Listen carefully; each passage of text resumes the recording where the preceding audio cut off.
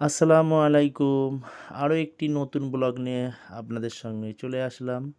আজকে বেরোতে একটু লেটই হয়ে গেছে, তাই আর দেরি না করে আমি প্রথমে চলে যাব মসজিদে। কেন এখনও আমি জোহরের নামাজ আদায় করিনি, তাই মসজিদে চলে আসলাম। মসজিদে এসে জোহরের নামাজ আদায় করে আমি সোজা চলে গেলাম মাদ্রাসাতে। মাদ্রাসায় আজকে একটি বিশেষ দিন, তাই মাদ্রাসায় চলে আসলাম। মাদ্রাসায় এসে দেখছি হিফজ বিভাগের ছাত্ররা একটি দাওয়াত বাড়িতে গিয়েছিল, তারা দাওয়াত বাড়িতে চলে আসলো। বিশেষ দিনটা বলতে এই মক্তব বিভাগের একটি ছাত্র আরও একটি নতুন কোরআনের পাখি তৈরি হলো। আল্লাহ পাকের অশেষ নিয়ামত যে আরও একটি নতুন কোরআনের পাখি আমাদের মক্তব বিভাগে তৈরি হলো।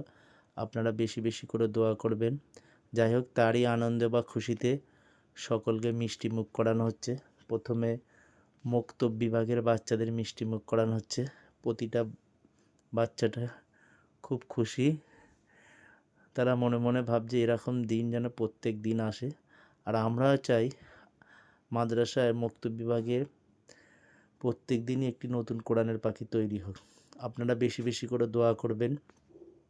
যাই হোক, এগুলো হচ্ছে হিফজ বিভাগের ছাত্র, তাদেরও মিষ্টি মুখ করানো হচ্ছে, তারা খুব আনন্দিত। আর কিছুক্ষণ মাদ্রাসায় ওয়েট করে আমি সোজা চলে আসলাম বাড়ির দিকে। দেখা হবে নেক্সট ব্লকে।